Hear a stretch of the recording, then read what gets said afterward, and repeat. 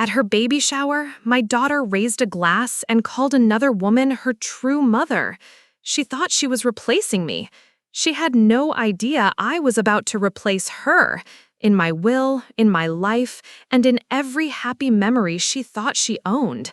Stay until the end, and you'll understand what consequence truly means. My name is Elizabeth Harmon. For 40 years, my identity was simple. I was a mother. For the last 2, I have become something else entirely, something I am still learning to name. My days are now measured by the steady, rhythmic tick of the grandfather clock in the hallway and the soft, occasional meow of my cat, Churchill. We live a quiet life, he and I, in a modest ranch-style house in Deer Creek, Missouri. It's the same house where I raised my children, a place whose walls absorbed decades of laughter and arguments, but now hold only the echoes of a family that no longer exists in its original form. The silence began 2 years ago. It didn't crash down all at once. It was a slow fade, like a photograph left in the sun. My daughter, Cassandra, who I always called Cassie, simply stopped speaking to me. My son, Michael, appointed himself a diplomat in a Cold War of his own making, his visits becoming brief, formal, and always solitary.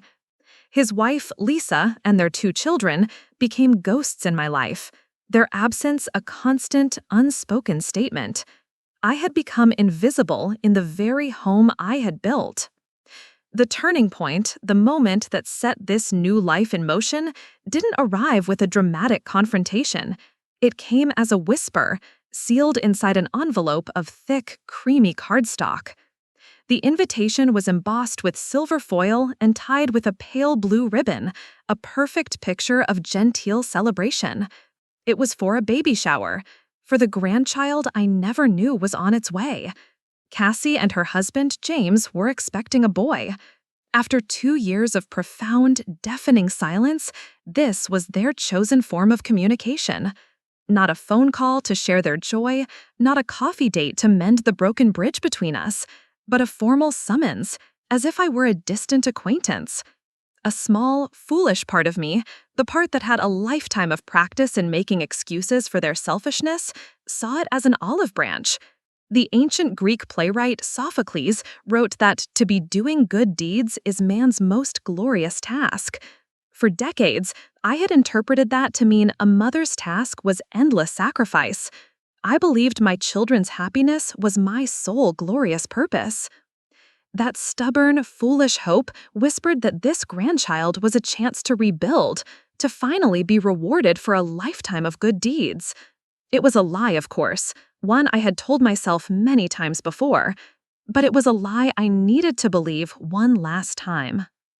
Before I allowed that fragile seed of hope to take root, I knew I had to make one call, a call to the family's designated ambassador, my son, Michael.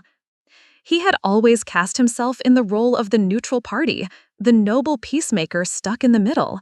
It was a role that sounded virtuous, but in practice, it always meant managing my feelings to placate his sisters. "Mom, you have to go," he urged, his voice carefully calibrated to be both encouraging and non-committal, a diplomat's tightrope walk. Pregnancy has changed her. She's softer now. A familiar, foolish flutter stirred in my chest, a ghost of the maternal instinct I thought had been starved to death. Has she said anything about me? The pause on his end of the line was infinitesimal, but I felt its weight across the miles, a brief moment where the truth was considered and then discarded. "She says she misses how things used to be," he finally offered. How things used to be. The words hung in the air, a perfect and poisonous example of how memory can be weaponized through selective editing. The version of how things used to be that Michael was selling and that I was desperate to buy conveniently omitted the details. It erased the 6 months Cassie lived in my house rent-free after her first divorce, while I worked double shifts as a nurse to cover the mortgage and her expenses. It glossed over the fact that I co-signed the $40,000 loan for her boutique, a passion project she abandoned the moment it required actual perseverance, leaving me to pay off the debt well into my retirement years. How things used to be meant 1,000 small sacrifices on my part, a million moments of biting my tongue as she burned through relationships and opportunities, always with the expectation that I would be there to cushion the fall. It was a history of my giving and her taking. I knew this. The facts were written in my bank statements and etched in the lines on my face. Yet I chose to hear only what my heart, in its profound foolishness, wanted to hear. "I miss her too," I said, my voice betraying an eagerness that shamed me. Michael, his duty as a peacemaker fulfilled, quickly ended the call. I was left holding the phone, the receiver feeling cold and heavy in my hand. He had administered the dose, and I had swallowed it willingly. The poison of false hope began to course through my veins. It's a potent toxin, that particular brand of hope. It clouds judgment and silences reason. It's the kind of poison that makes a woman who counts every dollar spend 300 of them she doesn't have on a cashmere baby blanket in the softest shade of blue. It makes her believe that one material object, one more act of selfless giving, can somehow erase years of being treated not as a mother, but as an obligation. I prepared for that baby shower like a soldier preparing for a peace summit in enemy territory. Every choice was strategic, designed to project an image of serene maternal contentment. I bought a new dress in a forgiving shade of navy blue, one that expertly hid the soft armor of weight that loneliness had added to my frame. I had my hair styled for the first time in over a year, forcing the gray strands into a semblance of order. I was building a facade, a carefully constructed persona of a woman unbothered by her daughter's 2-year campaign of silence. In the car, on the hour-long drive to the vineyard, a place of rolling hills and aspirational wealth that felt a world away from my modest life, I rehearsed my lines. "I'm so happy for you. You look radiant. I can't wait to be a grandmother." Each phrase was a shield, polished and ready, designed to deflect any potential conflict and signal my willingness to forget, if not forgive. I was a lamb dressing for my own slaughter, and I was doing it with a smile. The venue was a renovated barn, artfully rustic, glowing with string lights and smelling of expensive wine and forced conviviality. I saw Cassie immediately. She was impossible to miss, the sun around which every other guest orbited. Dressed in a flowing white gown, her hand resting proprietarily on the perfect globe of her stomach, she was radiant. Beauty and charisma had always been her primary currencies, and she spent them with effortless grace. Our eyes met across the crowded room. For a fraction of a second, her brilliant smile faltered, a tiny crack in the perfect veneer. That was my first real sign, the tremor before the earthquake, but I was already committed to the charade. I walked toward her, my own smile feeling stiff and unnatural on my face. Her hug was a brief, brittle gesture, the physical equivalent of a polite nod. "You came," she said, her eyes already scanning the room for an escape route, for someone more important to talk to. "Of course," I replied, my voice a note too bright. "I wouldn't miss it for the world. You look beautiful." She offered a curt nod in response. "Thanks. There's food and drinks over there. I should really get back to greeting people." And just like that, she was gone, swallowed back into a circle of fawning young women who cooed and touched her stomach. I was dismissed. I found a solitary chair at a table near the back, an unwanted satellite in an orbit I was no longer welcome in. I placed my carefully chosen gift, the soft cashmere blanket that represented my last foolish investment in hope, on a designated table that was already groaning under the weight of more lavish and impressive offerings. I watched the party from a distance, a ghost at a feast held in my honor, yet to which I was not truly invited. I sat at my designated table for an hour, an island of polite silence in a sea of celebration. I watched as Cassie opened her mountain of gifts, her exclamations of delight a well-rehearsed performance of gratitude. My simple cashmere blanket, the one that was a symbol of my desperate, foolish hope, remained buried at the bottom of the pile, unseen and unacknowledged. Then came the speeches. James, her husband, went first, his words earnest and full of genuine love for his wife and their future son. He was a good man, if a bit overwhelmed by Cassie's personality. Then Lisa, Michael's wife, stood to read a saccharine poem about the glories of motherhood, her eyes carefully avoiding my corner of the room, as if my very presence was a blight on the occasion. Finally, Cassie herself stood, one hand on her belly, the other holding a glass of sparkling water. A beatific, Madonna-like smile played on her lips. "I want to thank all of you for being here," she began, her voice carrying clearly through the expensive barn, "for supporting us on this incredible journey. And I especially want to thank someone who has been a guiding light for me, especially these past few years. Someone who has shown me what true, unconditional motherhood really looks like." My heart constricted. My hands, resting in my lap, began to tremble. This was it. The public apology, the acknowledgement, the olive branch I had so foolishly come searching for. After all this time, she was finally going to see me. She turned her gaze to a woman seated at the front table, an elegant figure in a designer dress with perfectly coiffed silver hair. Patricia Reynolds, James's mother. "Patricia," Cassie's voice thickened with a practiced, convincing emotion. "This is for you."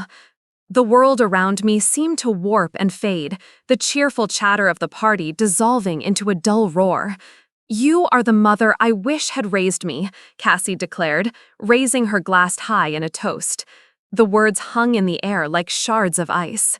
"You will be the one and only true grandmother to my child." The room erupted in applause. Patricia stood, wiping away graceful tears as she embraced my daughter. My daughter! James beamed beside them. And my son, Michael, the peacemaker, was clapping too, his gaze fixed firmly away from the back corner, where his mother sat, frozen, my untouched water glass trembling in my hand. No one noticed when I stood. No one noticed when I walked out of that barn, leaving the expensive blanket and my last shred of hope behind. The woman who walked to her car was not the same one who had arrived. The soft, forgiving parts of me had been publicly executed, and in their place, something cold and hard and terrifyingly clear was beginning to form. The drive home was unnervingly calm. There were no tears, no shaking rage, no storm of emotion. Instead, a profound and terrifying clarity settled over me, like a perfect, undisturbed sheet of ice forming on a still, deep lake. Something inside me had not just snapped, it had calcified. The soft, forgiving tissue of my heart had hardened into something dense and unbreakable. I remembered a line from the Stoic philosopher Seneca, whose writings I'd turned to after my husband left. "A gem cannot be polished without friction, nor a man perfected without trials." In that moment, I understood. I was not being broken, I was being sharpened. That public humiliation was not the cause of my transformation. It was merely the final, necessary friction. It was the catalyst that fused decades of quiet slights, of being taken for granted, of my love being treated as a utility rather than a gift, into a single, sharp point of understanding. For my entire adult life, my identity had been mother.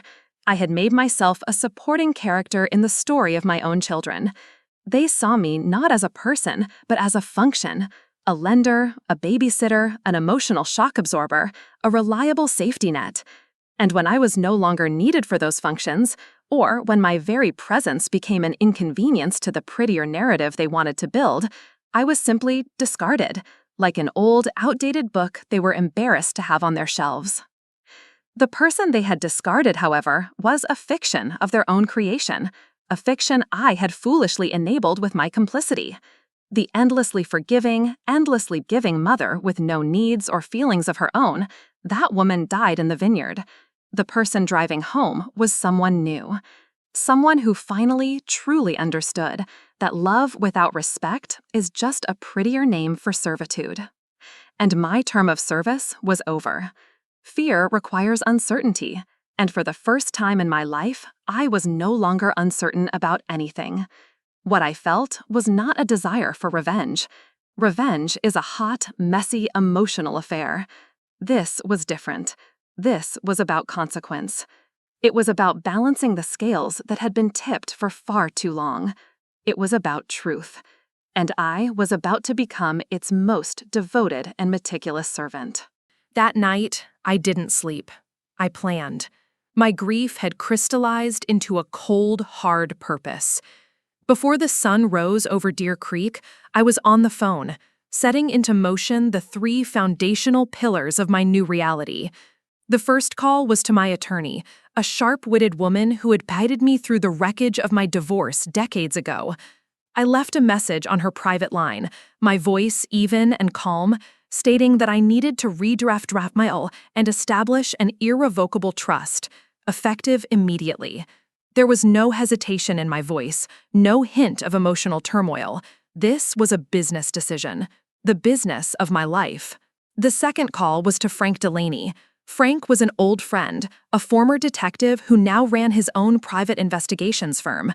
We had dated briefly years ago, a gentle romance that fizzled into a comfortable, loyal friendship. He was one of the few people who saw me as Elizabeth, not just as Cassie and Michael's mom. "Frank," I said when he answered, his voice still gravelly with sleep, "I have a job for you. I need you to be my ghost."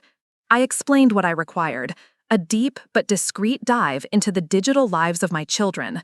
Years of their careless entitlement had made me suspect that their private words would be even more damning than their public ones. I believed their carelessness would be my greatest asset. Frank, ever the professional, asked no sentimental questions. He didn't ask if I was sure. He simply quoted his price and told me what he would need. He was my unexpected ally, the first soldier in my quiet war. The third call was to a climate-controlled storage facility across town. I rented a 10x10 unit online, securing 24-hour access. This would be my archive, my tomb for a life that was now over. I was no longer a mother cherishing precious memories. I was an archivist cataloging evidence for a case I was building against my own past. As I began packing the first boxes, the photo albums, the school awards, the clumsy clay pots they made for Mother's Day, I felt no sadness. I felt only a quiet, resolute purpose. I was dismantling the museum of my motherhood, piece by piece, not to destroy it, but to put it into evidence. The game had begun, a game of consequences and truth, and my children had no idea that they were already several moves behind. The sun was barely a suggestion in the eastern sky when I loaded the first boxes into my car. 30 years of curated memories, of diligently preserved childhoods, now felt like the dusty records of a long-closed business. As I drove through the silent streets of Deer Creek toward the storage facility, my phone rang, shrill in the quiet of the car. It was Michael.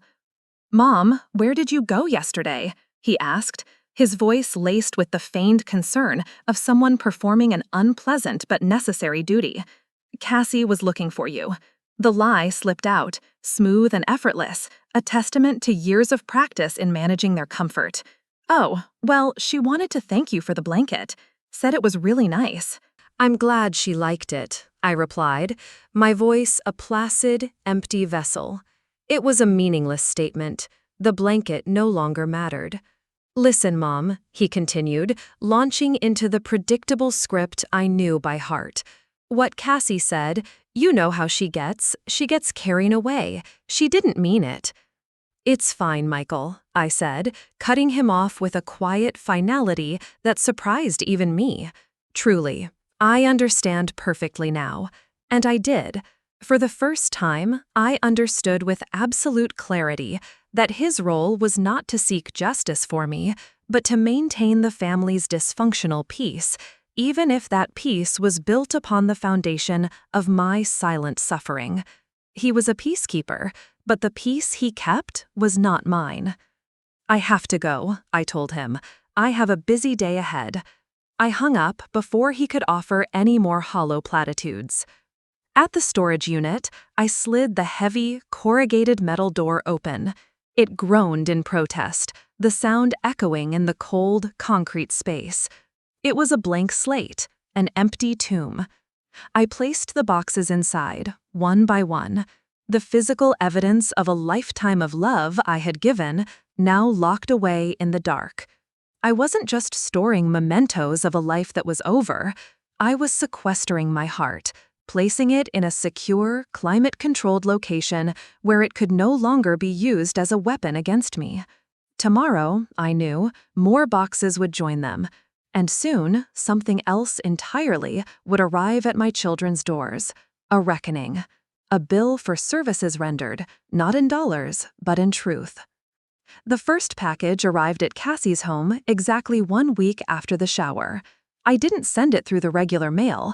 I had it delivered by a private courier who required a signature, ensuring that she, and only she, would be the one to receive it. Inside the box was not a letter, not an explanation, but a simple, leather-bound ledger. Embossed in gold on the cover were the words Financial Records, Patricia Reynolds, 2015-2023. For 8 years, I had kept meticulous records, a quiet habit born of necessity. Now, that habit became a weapon. The ledger contained it all: bank statements showing my transfers for her rent, scanned receipts for car repairs and utility bills I'd covered, and copies of the loan documents I had co-signed and was still dutifully paying off. The final page was a simple, itemized summary. No commentary, just numbers.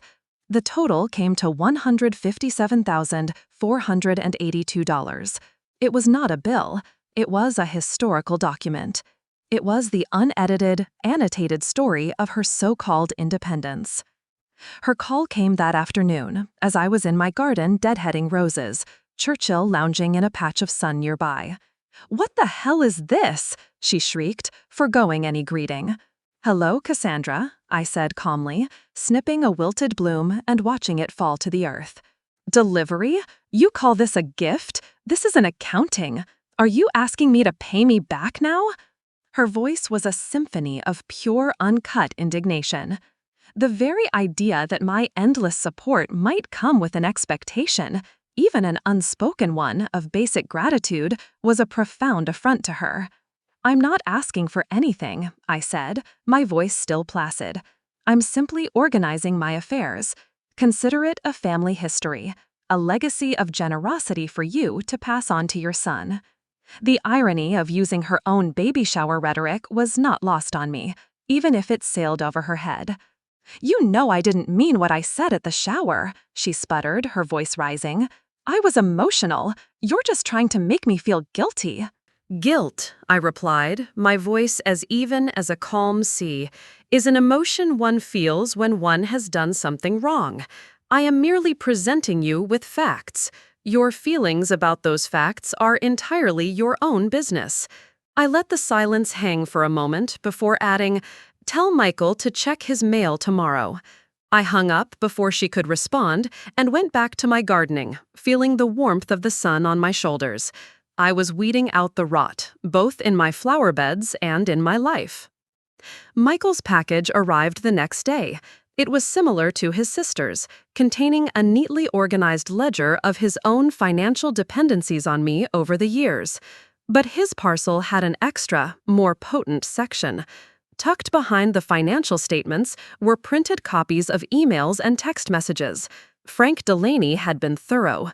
Michael, the family diplomat, had left a wide and careless digital trail of his true feelings. There were conversations with his wife, Lisa, complaining about my neediness and my tendency to make everything about me. There were planning sessions with Cassie on how best to handle Mom during holidays. Most damning of all were the messages explaining to Lisa exactly why he refused to bring my grandchildren to see me. I was, in his words, an emotionally draining and negative influence. His call came that evening, his voice low and controlled, the practiced calm of a lawyer who has been caught in a lie. "Mom, what are you doing?" "Hello, Michael," I said pleasantly. "Did you receive your mail?" A long, charged silence followed, thick with unspoken accusations. "This isn't like you," he finally managed. "No? And what am I like then, Michael?" I asked, genuinely curious to hear his version of the fiction I was dismantling. You're Forgiving, he stammered. You don't hold grudges. Ah, I said, stirring the vegetable soup I was making for my dinner. And tell me, how has that strategy worked out for me? He tried to pivot back to Cassie and the baby shower, to frame my actions as a petty reaction to a single event. I cut him off. This isn't just about the shower, Michael. This is about 2 decades of taking while I kept giving. This is about you telling your wife I'm emotionally draining as the reason my grandchildren are strangers to me, while still accepting my money to help with your mortgage. How did you see those messages? His voice finally faltered, the lawyerly composure cracking. The how was irrelevant. The what was the undeniable truth sitting in a box on his desk. When hurtful things are said consistently, over years, to multiple people, that's not a moment of frustration, Michael. That's character. I was simply holding up an unvarnished mirror. It's not my fault you don't like the reflection. He then demanded to know what I wanted. An apology? Fine, he would offer one. A hollow, meaningless gesture designed only to make the problem go away. It is far too late for apologies, I told him, tasting my soup. It needed a pinch of salt. And this isn't something that can be stopped. This is consequence, Michael, a concept you've both managed to avoid your entire lives. There will be 2 more deliveries, one tomorrow, one the day after, and then we will be done. He started to protest, his voice rising in panic, but I hung up. I was no longer interested in debating the terms of my own reality. The next morning, identical manila envelopes arrived at Cassie's and Michael's homes. Inside each was a copy of my new will, dated the day after the baby shower. My attorney had been swift and efficient, and the language she used was clear, cold, and legally airtight. 50% of my entire estate, the house, my savings, the life insurance policy I had faithfully paid into for 40 years, would be donated to the local animal shelter where I volunteered. 25% would establish the Elizabeth Harmon Second Chance Scholarship at the community college, a fund specifically for single mothers returning to education. The final 25% was placed into an irrevocable trust for my grandchildren, including Cassie's unborn son, to be accessed only after they turned 18, and only if they initiated and maintained contact with me on their own terms. There was nothing for Cassie. There was nothing for Michael. Also included was the formal documentation of the trust, making it clear that this was not a threat or a bargaining chip that could be negotiated away. It was a closed door. It was final. Cassie's call came first, a screaming, incoherent tirade of entitlement and disbelief that I let go straight to voicemail. Michael's followed, a single, terse text message. "We need to talk." I didn't respond. There was nothing left to say. That night, I slept more peacefully than I had in years, a deep, dreamless sleep. I wasn't just cutting them out of my will, I was cutting them free from the cycle of their own dependency. For their entire adult lives, they had built their plans on the quiet, unshakable assumption of my eventual financial legacy. I had just demolished the foundation of their future. The psychologist Nathaniel Branden once wrote, "The first step toward change is awareness. The second step is acceptance." I had spent the past week becoming brutally aware of the truth of my situation, and with this final, irrevocable legal act, I was accepting it.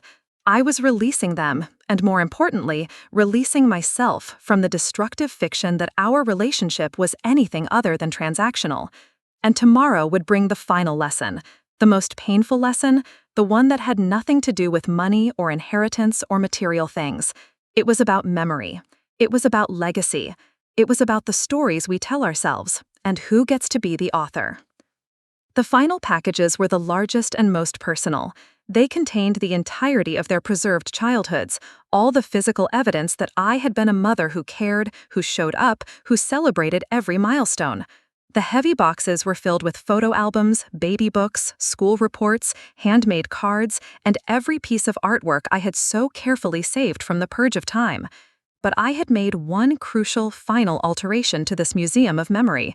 Using the graphic design skills I'd quietly learned in a community college class years ago, a class I took simply for my own pleasure, I had meticulously and digitally altered every single photograph and document.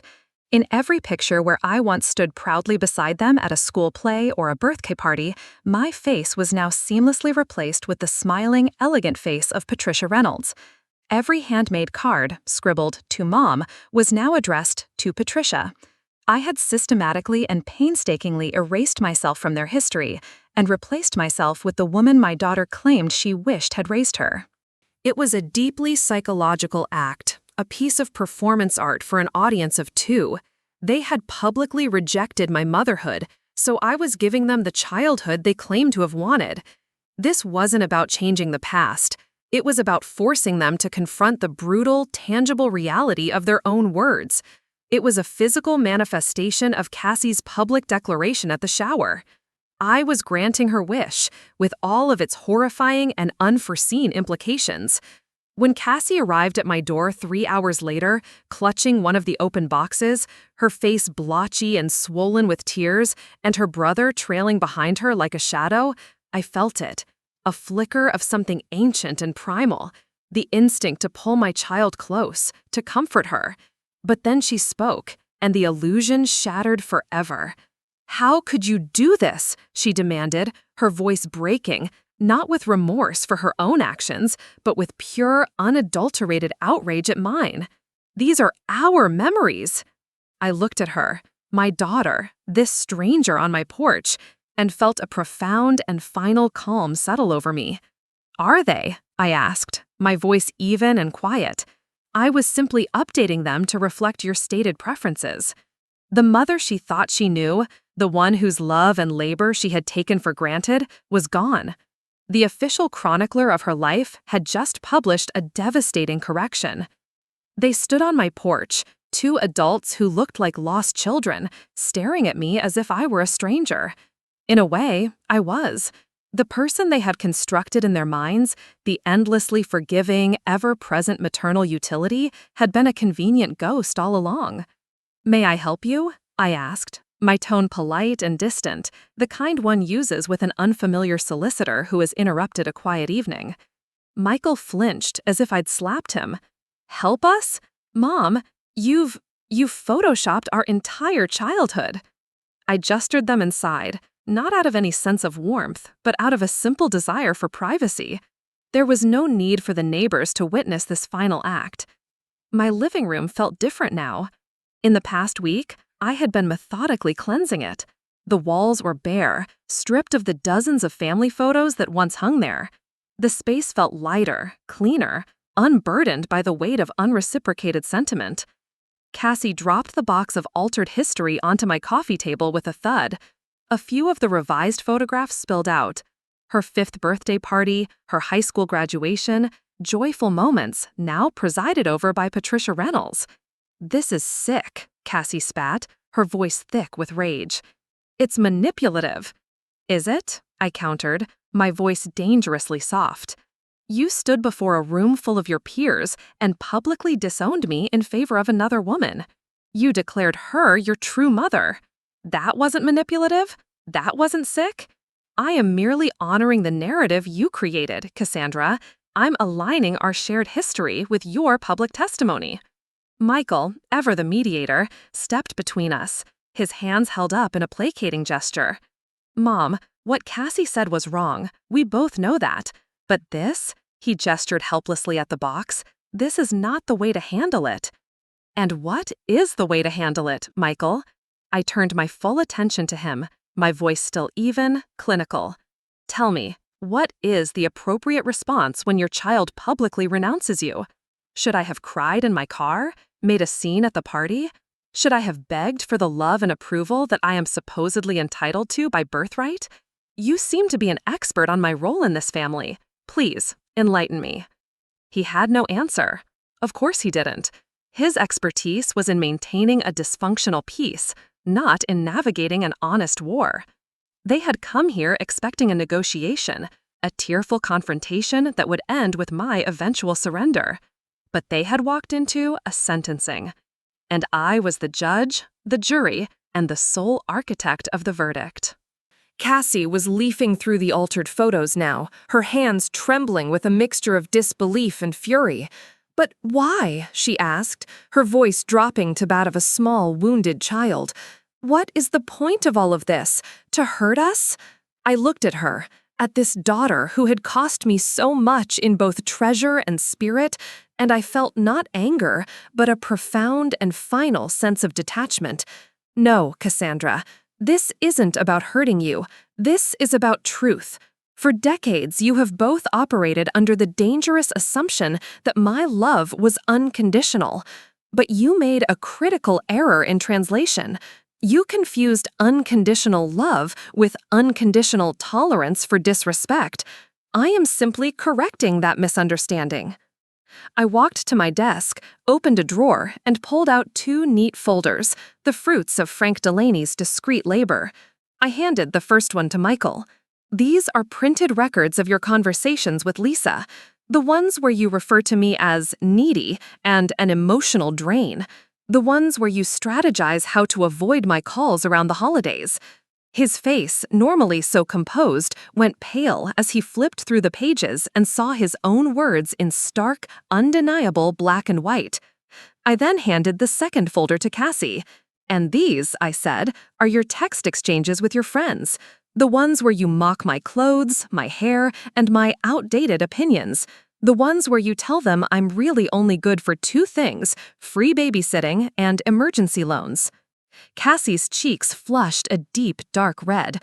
"You spied on us," she accused, her voice shaking with rage. "You hacked our accounts. That's illegal." "So is fraud," I replied evenly, my gaze unwavering. "Which is what you committed when you used my credit card to pay for that spa weekend last summer, telling me you'd lost your wallet. Or what Michael did when he borrowed my car, got a speeding ticket, and never told me about it, leaving me to deal with the court summons." I sat down in my armchair, the one they used to joke was my throne, and a sudden wave of exhaustion washed over me. Not emotional exhaustion, but a deep, physical weariness from the sheer weight of their presence, their indignation, their utter refusal to see themselves clearly. "This isn't revenge," I said quietly. "Revenge is a passionate, messy act. This is a lesson in cause and effect. It is an education in boundaries, a concept with which neither of you has ever been familiar. I was introducing them to a new vocabulary, a new language, and in this language, every action had a direct, unavoidable, and permanent consequence. The lesson was now in session." "So what's the endgame here, Mom?" Michael asked, his voice strained with a confusion that was almost comical. "What do you want from us?" "Nothing," I said, and the word landed in the silent room with the force of a judge's gavel. "I want absolutely nothing from either of you. That is the entire point." They stared at me, their faces blank with incomprehension. Their entire relationship with me, their entire worldview, had been built on the bedrock foundation of my wanting their time, their love, their respect, their consideration. The concept of me wanting nothing from them was as foreign as a language they couldn't speak. "For 40 years, I continued, my voice steady and clear, my life was defined by what I wanted from you. I wanted you to be happy and successful, of course, but I also wanted you to be considerate. I wanted you to see me as a person, not a function. I wanted you to value the sacrifices I made. I'm done wanting. I'm done hoping. I'm done." Cassie's hand flew to her pregnant belly, her ultimate shield and, in her mind, her ultimate bargaining chip. "So that's it? You're just abandoning us? Your own children? Your grandchild?" "Abandonment implies a duty of care I no longer have," I corrected her gently. "You publicly severed that tie at your shower. You chose a new mother. Patricia will make a wonderful grandmother, I'm sure." "This isn't you," Michael whispered, as if trying to exorcise the stranger standing before him. "The mom I know wouldn't do this." "The mom you knew was a fiction," I replied, standing to signal that this audience was over. "A convenient character you both created, endlessly forgiving and infinitely giving, with no needs or feelings of her own. That person never existed. She was just a role I played because I thought that's what mothers were supposed to do. I was wrong. You should go now. When they didn't move, I walked to the front door and opened it, letting the cool night air spill into the room. This is not a negotiation, I stated. This is not a temporary punishment that you can wait out.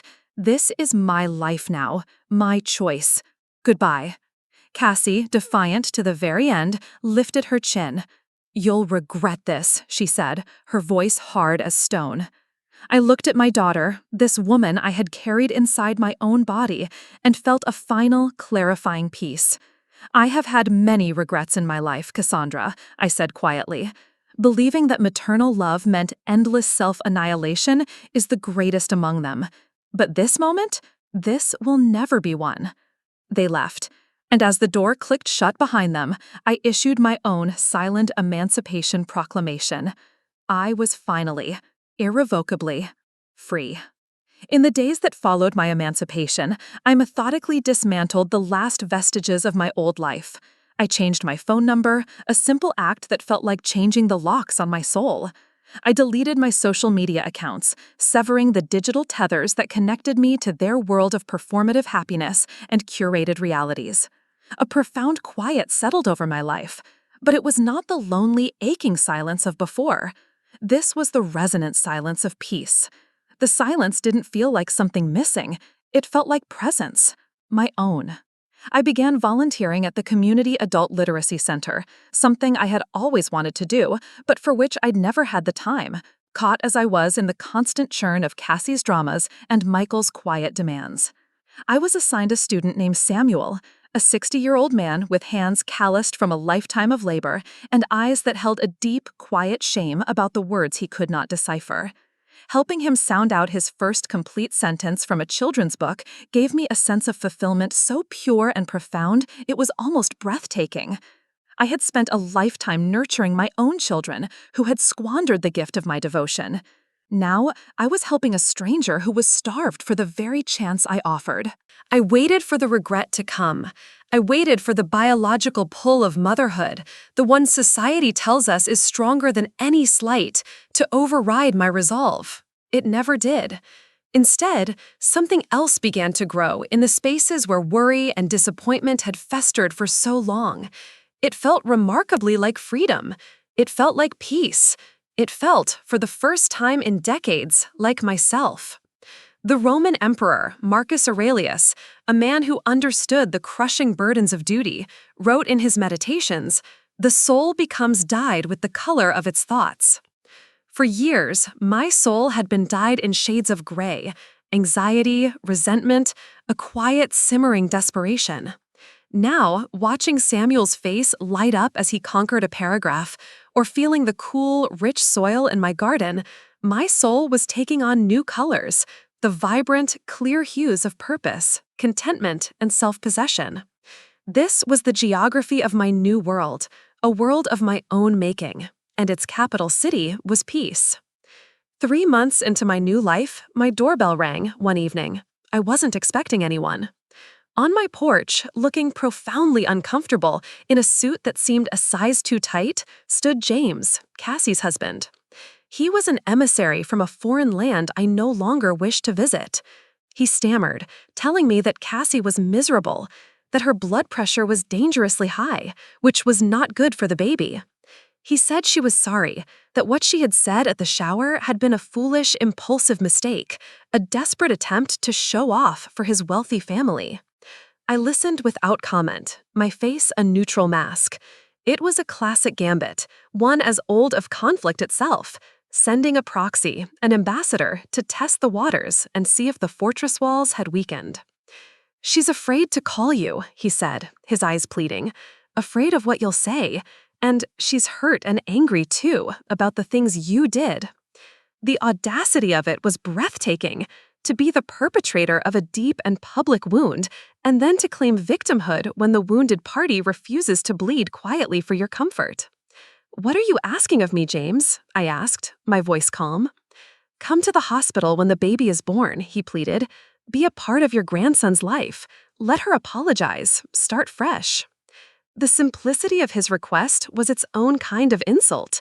As if the birth of a new baby could magically reset the emotional ledger of a lifetime, as if a forced apology could suture a mortal wound. "And if I refuse?" I asked, genuinely curious. His confusion was palpable. "But he's your grandson, your family." "James," I said, my voice patient but firm, "that biological connection didn't stop your wife from treating me with years of contempt. Why would a new generation change that dynamic? Meaningful relationships require reciprocity. For too long, ours had none." I explained to him then, calmly and without anger, the history of my financial and emotional support for his wife, the facts of which he only partially knew. I wasn't complaining. I was presenting evidence. I was explaining the verdict. "The baby," he said, playing his final, predictable card. "He's innocent in all this." "Yes, he is," I agreed. "And when he is old enough to seek me out on his own terms, my door will be open. My will provides for him directly, bypassing his parents entirely. But I will not re-enter a toxic system under the guise of grandmotherly duty." He left, defeated. His visit hadn't filled me with doubt. It had filled me with validation. Even now, facing the consequences of her actions, Cassie could not approach me herself. She still saw my love not as a relationship to be mended, but as a resource to be reacquired. And the position had been permanently closed. 2 years passed. 2 years of quiet, steady, uninterrupted peace. I sold the family house in Deer Creek, the one that held too many ghosts, and bought a small cottage by the lake. My life settled into new rhythms that were entirely my own. My days were full, with friends from the literacy center, with my purpose as a volunteer, with the quiet joy of a well-tended garden that bloomed with defiant color. I received news of my children like dispatches from a distant country, through the informal channels of our small town. Michael had been passed over for a partnership at his law firm. Cassie's latest entrepreneurial venture, a high-end children's boutique, had failed, just like all the others before it. Then came the news that Patricia Reynolds had died suddenly, suffering a massive stroke at a charity auction. Her death was the tremor that finally brought their carefully constructed world down. 3 days later, a car I didn't recognize pulled into my new driveway. Michael emerged, looking haggard and years older than his 42 years. He told me the funeral was tomorrow. He told me Cassie was a complete mess. "She needs her mother," he said, his voice raw, "her real mother." The irony was so rich, so bitter, it could have poisoned my rose bushes. "Does she?" I asked, my voice devoid of heat. "The same mother she publicly disowned and replaced? Michael, when your father left me, I grieved alone. When my sister, your aunt, died, you sent flowers because you were too busy to attend the funeral. My grief was never a priority for you. Why should hers suddenly be a mandate for me?" Then he revealed the rest of the collapse. James had left Cassie 3 months ago. He had filed for divorce and been granted primary custody of their son, Alex. Patricia, it turned out, had been the financial pillar holding up Cassie's entire life. And now that pillar was gone. Her kingdom, built on a foundation of other people's money and my sacrificed stability, had crumbled to dust. "So, that's it?" he asked, his voice hardening when I offered only my quiet condolences. "She's your daughter?" "Biology doesn't erase behavior, Michael," I said softly. "It doesn't grant a lifetime pass for cruelty." He asked about forgiveness. "Forgiveness without remorse and changed behavior isn't forgiveness," I told him. "It's permission, and my permission has been permanently revoked." He looked at me then, truly looked at me, and saw not the mother he thought he knew, but the woman I had become. "How do we fix this?" he asked, his voice breaking. "You don't," I said. "That's the point.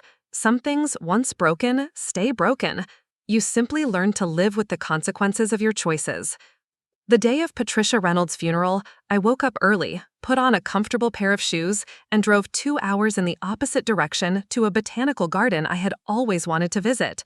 As my children stood in a somber church, surrounded by strangers, mourning the woman they had chosen over me, I walked among rare orchids and ancient ferns. I breathed in the scent of damp earth and new life. I felt no guilt. I felt no regret. I felt only a quiet, unshakable peace. The old Elizabeth, the mother they thought they knew, would have gone to that funeral. She would have swallowed her own pain, put on a black dress, and stood in the back of the church to offer comfort to the daughter who had publicly executed her heart. She would have done it because it was her duty, because she was a mother. But that Elizabeth Harmon was gone, buried under the weight of 1,000 sacrifices. In her place was a woman who understood that the most profound and authentic act of love she could offer her children now was the unflinching, unspoken lesson of her absence. My love for them hadn't died. It had transformed. It was no longer the smothering, enabling love of a servant, willing to accept any crumbs of affection. It had become the clean, distant, self-respecting love of a sovereign. A love that finally, after 64 years, respected its own borders. That evening, I sat on my porch with a glass of wine, watching fireflies begin their nightly dance in the gathering dusk. I thought of the birth announcement Cassie had sent 2 years prior, the one I kept on my mantle. Alexander James Reynolds, my grandson. I felt a pang, not of regret for the relationship I didn't have, but of a quiet, detached acknowledgement for a different story, a different path, a path I had decisively and correctly closed. My path was here, in this garden I had planted, in this quiet life I had built from the ashes of the old one.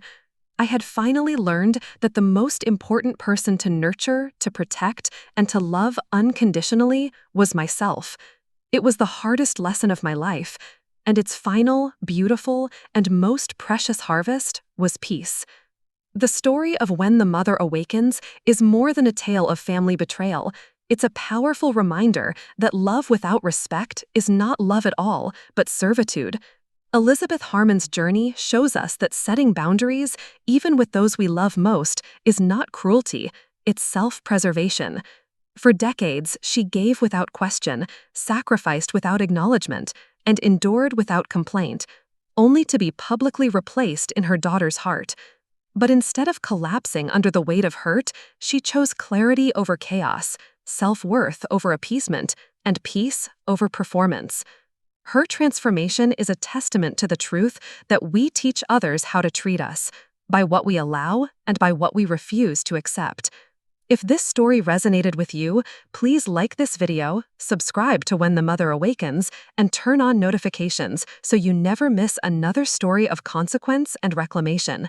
Your support helps us share more stories that inspire courage, healing, and self-respect. And now, I'd love to hear from you. Comment below and tell us which region or country you're watching from. Your voice and presence here mean more than you know.